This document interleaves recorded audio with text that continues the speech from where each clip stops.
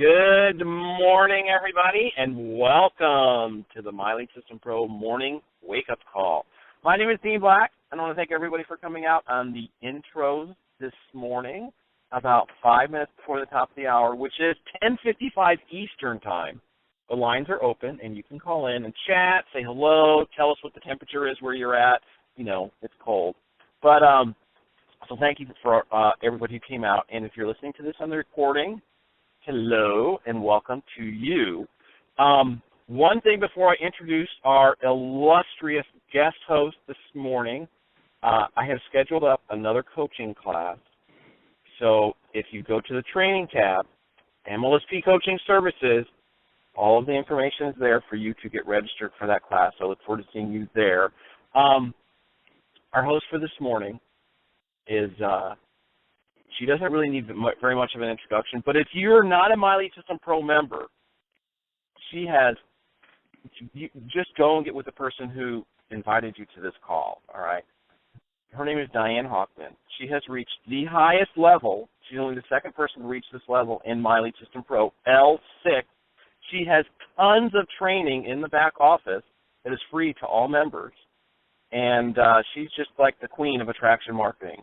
My pleasure to introduce, from cold and snowy Connecticut, ENT member and L6, brand new L6, Diane Hockman. Good morning, Diane. Thank you, Dean. Thank you so much. And guys, especially with all the new tools and exciting things we have going on here, the funnelizer, etc., it is well worth your time and well worth the small fee that it costs to go grab a coaching session with Dean, because it's going to equip you to be able to handle the new tools. Because, I mean, take it from me, I am the digital dingbat, and I have called upon Dean many times and went, Dean, how do you do this thing? Because I don't know. And there's nothing wrong with it being a little confusing to you, because everything's confusing at the beginning.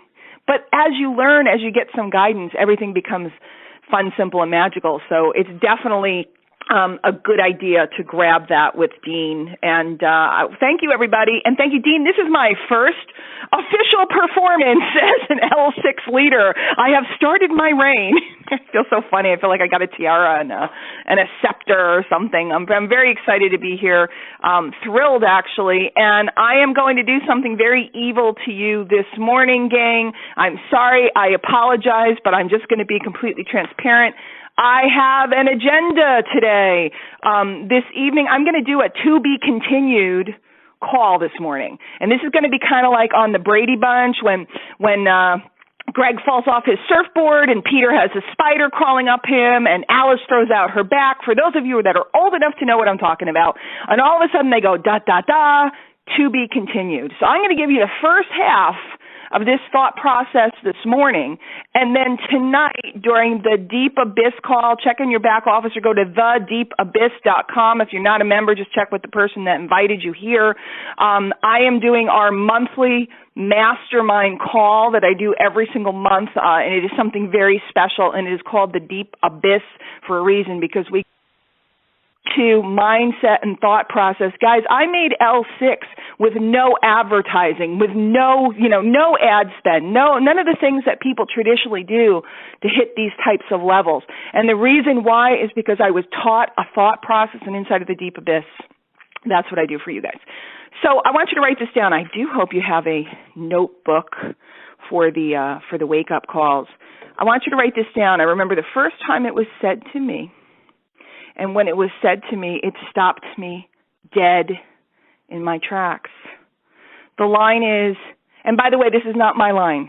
It came to me via my mentor. It came to him from somewhere. I don't know where. So please don't go and quote me on it. You can say I said it on the morning call or on the wake-up call if you want, but don't quote me because it's not my line.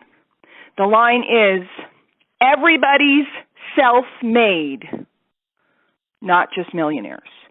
Everybody's self-made, not just millionaires. And we've all heard the term, he's a self-made millionaire. She's a self-made millionaire. Go ahead and look in Success Magazine or Business Week or whatever, and they'll tell you about the self-made millionaire, and you can look at, Bill Gates and Steve Jobs and this one and that one, and they came up from nothing, from a garage. But what they don't ever show you is here's this guy, he's a self-made 7 times, fired from his job, overweight slob, not to be mean. But they don't ever say here's the person who's in deep debt, behind on their bills, and their wife's ready to divorce them, or vice versa. Here's the woman, which is me, by the way. And when I say this stuff, I'm not picking on people because this was me. Here's the woman who's been laying on the couch all day, diapered and put the kids down for a nap, and she's sitting on the couch like a slug eating another, can of nuts or something because she's too darn lazy to get up and change her life. And the husband comes home and looks and goes, "Oy." Okay? Everybody is self-made, not just millionaires. So in the moment that we look around and we take inventory, write that down. I need to take an inventory. We take inventory at the different areas of our lives and we go, how are my relationships? Good, not so good, pretty bad.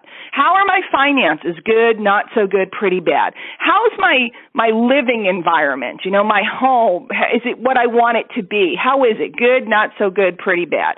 How's my business? How's my this? How's my that? How's my mental state? How's my physical state? How's my health? And when we sit and we take in the moment that we take responsibility and we come to understand that whatever circumstances we are sitting in, it's not the fault of your company. It's not the fault of your boss. It's not the fault of your wife. It's not the fault of your husband. It's not the fault of the economy. It's not the fault of the price of gas. I remember everybody used to blame the price of gas. Well, what are you going to do now? The price of gas is low. Find something else to blame. It's not it's not President Obama. It's not this. It's not that. It's not the union. And as Jim Rohn said so eloquently, you can't blame those things because they're all you've got. When you look around and you take inventory and you come to realize that other people are working with the same material and they're doing okay. In fact, some are doing pretty good. And if you look around and you say, I'm not doing so hot, here's the really cool part. The minute you realize you created the situation you're in. And by the way, some of you, like me, I'm in really great situation in some areas of my life, not so good in other areas of my life. Okay, I'm not sitting up I am not in an ivory tower, looking down from L6 land telling you that everybody, I'm perfect. And no, there are areas of my life that I have created that right now I'm getting close to 50 and I am manifesting problems and going, I think I created this.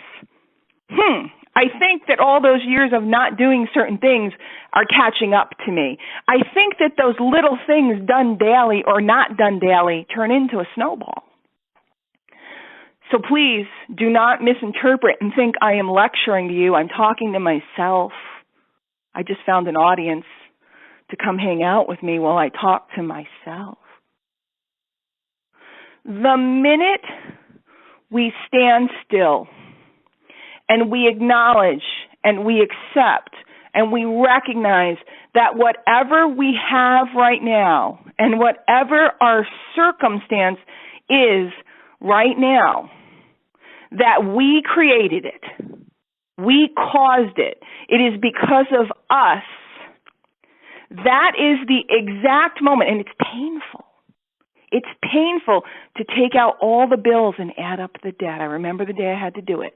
I remember the day that we were going to do something about it, and I had to add it all up, and I didn't want to see the number. And more importantly, I didn't want to show my husband the number because the number was so large, it seemed insurmountable. And for years, back in the day, I had gotten the bills, and I don't know if any of you guys resemble this remark. I'd get the bills, and I'd never open them. I didn't open them. I was paying my bills like online or via the phone system, and I never really wanted to know what the balance was. I just wanted to make the minimum payment because I didn't want to face what I had created. It was too much. So it is in the moment that we say to ourselves, I did this. That is the moment that we can turn around and say, I can change this. You cannot change it until you hit that point. You cannot attract what you don't respect. You might want to write that down. You cannot attract, if you sit and you complain and think about all those people that are making all the money, or you sit and complain about all those people that are, your age and fit and thin and you struggle because it's your metabolism, or if you sit and complain about all the people that have a better relationship with their spouse than you and their spouse supports their business, or if you sit and you complain about whatever it is in your life that you complain about, the people that have the nicer house or the nicer this or the nicer handbag or the nicer set of golf clubs. You can't attract the nicer thing, the better thing, what you want until you respect that those people created that for themselves. Now, by the way, P.S. and by the way, sidebar, let's step to the left for a minute. Sometimes what people have is a facade. So I ain't talking about that. I ain't talking the guy that, everything's a facade. And especially in this profession, we see a lot of that. I'm talking about the people that have really done it. The people who are really good about their fitness and their health and their wellness, and they're 75 years old and can still do push-ups and chin-ups and sit-ups, and they're healthy and they're running and they're traveling all over and they're out dancing and having a fabulous time. And you can sit and go, my body aches and it's just not fair. Well, no, it actually is fair. I'm talking about when we sit and we go to the mall and we eyeball people and we condemn them for what they have based upon what we don't. It is in the moment, we have 2 minutes left, that we come to respect these things is when we can attract them. It is in the moment that we realize we are self-made, everyone is, that we gain the power and the understanding and the wisdom to go out and make change. Now, it's up to you how low you need to go to get to that moment. I had to go pretty low. I was 32. My life was a mess. I was on the verge of divorce. I had 2 little kids. I was miserable. I was on the couch, and I'm not dramatizing. This is real. Ask my husband. And I hit the wall. Whether you're ready to hit the wall yet or not is your choice. But tonight, I'll be sharing some tactics about how to get to the wall faster, and once you hit it, how to stand up and rise. Guys, this has been the My Lead System Pro Wake Up Call. My name is Diane Hochman, and you can find more information about part 2 of this call. We'll be gathering. You can check out thedeepabyss.com or get back with the person that invited you. And, of course, no matter what, whether tonight's call is for you or not, I hope you gained great value today. And please join us again tomorrow, 11 a.m. Eastern, 8 a.m. Pacific, where another one of our incredible leaders will be sharing some mind and thought process ideas with you all. Take care, everybody.